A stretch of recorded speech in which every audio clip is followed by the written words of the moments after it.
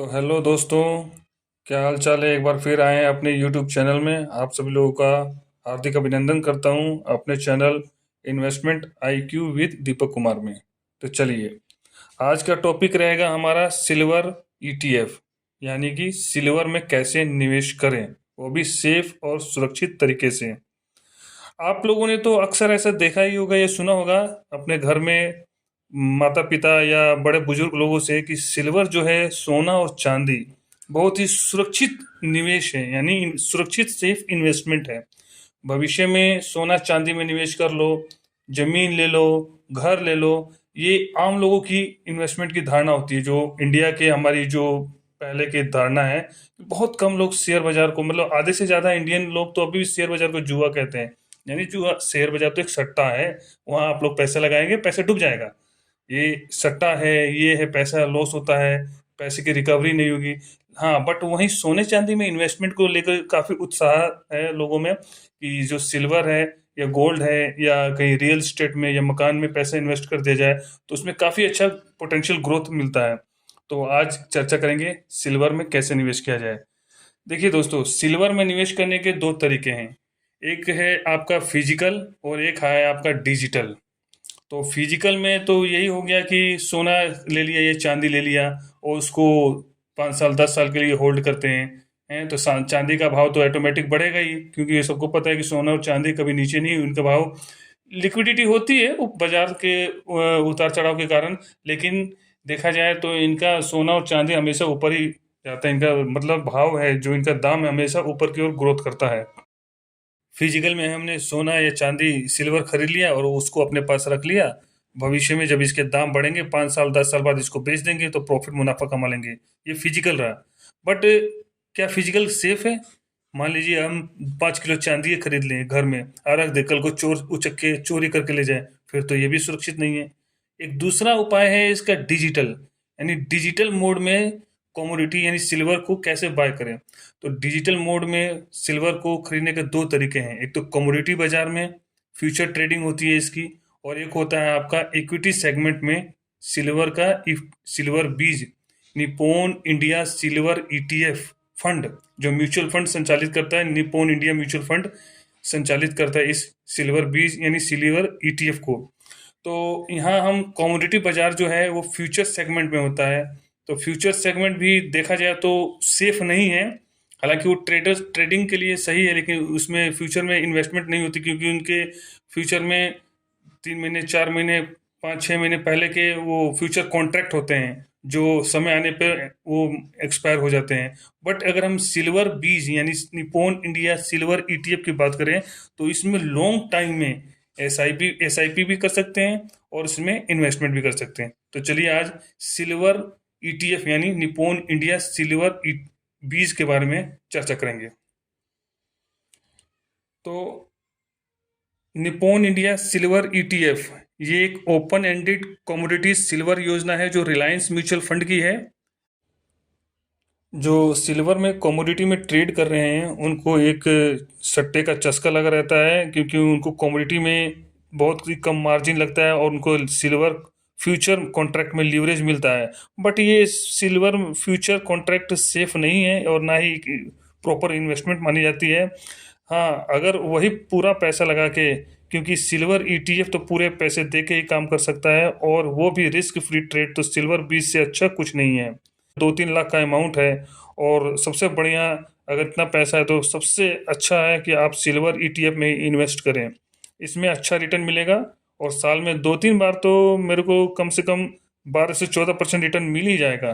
और अपनी कैपिटल में 12 से ज़्यादा परसेंट अगर रिटर्न भी मिल जाए तो वो उससे भी अच्छा क्या है। मैं तो कहता हूँ कि 12% मिल जाए वही बहुत अच्छा है, अगर रिस्क ना हो, क्योंकि सिल्वर ईटीएफ में रिस्क ना के बराबर है। रिस्क फ्री इन्वेस्टमेंट है, क्योंकि सिल्वर ईटीएफ हमेशा ऊपर ही जाएगा। अगर आज हमने इन्वेस्ट किया ट्रेडिंग की भावना से नहीं, इन्वेस्टमेंट की पर्पज से अगर देखा जाए तो सिल्वर ईटीएफ साल हर 3 महीने 6 महीने या साल में ऊपर ही जाना है और इसने रिटर्न देके ही जाना है। क्योंकि अब सिल्वर ईटीएफ में रिस्क जीरो है। सिल्वर ईटीएफ में सिल्वर के प्राइस को ही ट्रैक करता है। जो इंटरनेशनल मार्केट में सिल्वर का जो प्राइस चलता है वो इंडियन मार्केट में कमोडिटी बाजार में सिल्वर के ही प्राइस को कॉन्ट्रैक्ट के बेस पे वो ट्रैक करता है, और सिल्वर ETF जो है सिल्वर के प्राइस को ही ट्रैक करता है। तो सिल्वर के प्राइस में वोलेटिलिटी होती है, बट इनमें रिस्क बहुत कम होता है। सिल्वर की डिमांड कहाँ कहाँ है?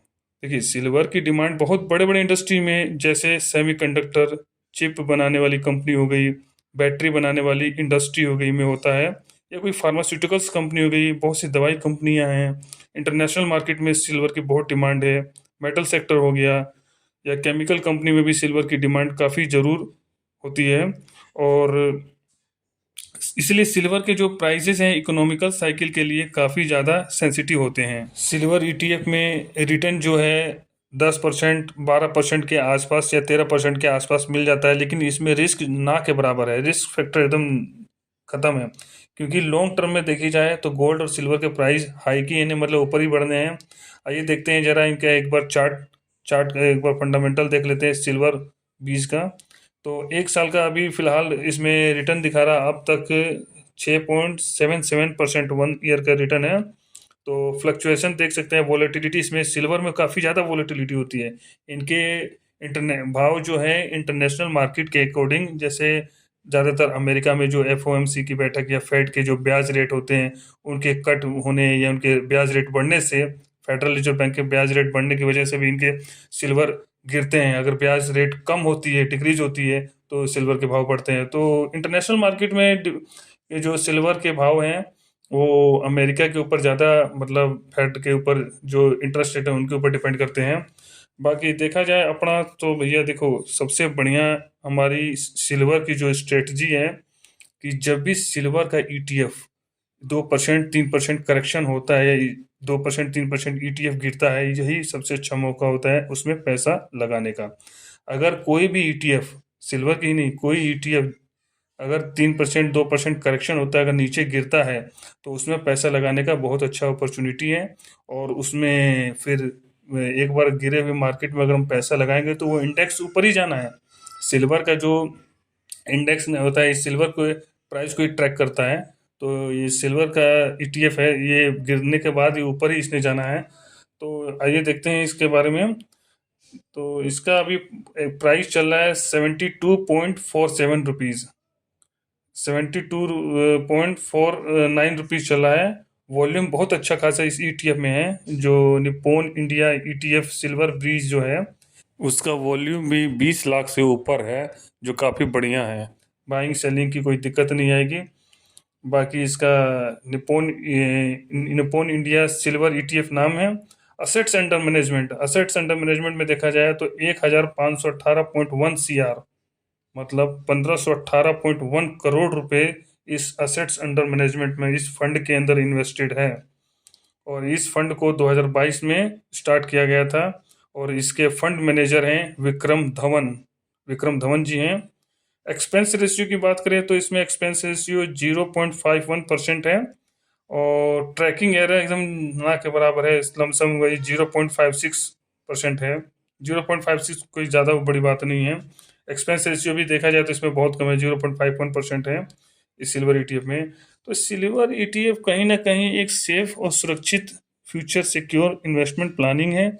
आप लोग इसको एक बार ज़रूर ध्यान करें और इसको एक बार स्टडी करें। हालांकि इसमें रिटर्न इक्विटी मार्केट के मुकाबले ज़्यादा नहीं है। नहीं कहा जा सकता कि ये 14%, 15% या 20% या 25% तक का रिटर्न दे, लेकिन हाँ, इसमें 10 से 12%, 13% मैक्सिमम, 14% तक मैक्सिमम बनने की उम्मीद बहुत अच्छी होती है। और ये तो सभी जानते हैं कि सिल्वर और गोल्ड, सोना और चांदी की रेट भविष्य में बढ़ेंगे ही, ना कि घटेंगे। इन दोनों के भविष्य में प्राइस बढ़ते ही हैं। तो सिल्वर में इन्वेस्ट करके भी लंबे समय के लिए रिस्क फ्री एक अच्छा रिटर्न 12% 13% तक का रिटर्न प्राप्त किया जा सकता है। दोस्तों, आपको वीडियो अच्छी लगी हो तो मेरे चैनल को सब्सक्राइब जरूर करें, ताकि जितनी भी मेरी वीडियो आए वो आप तक पहुंचती रहे। वीडियो पर बने रहने के लिए आप लोग का धन्यवाद। Subscribe now and press the bell icon. Never miss an update.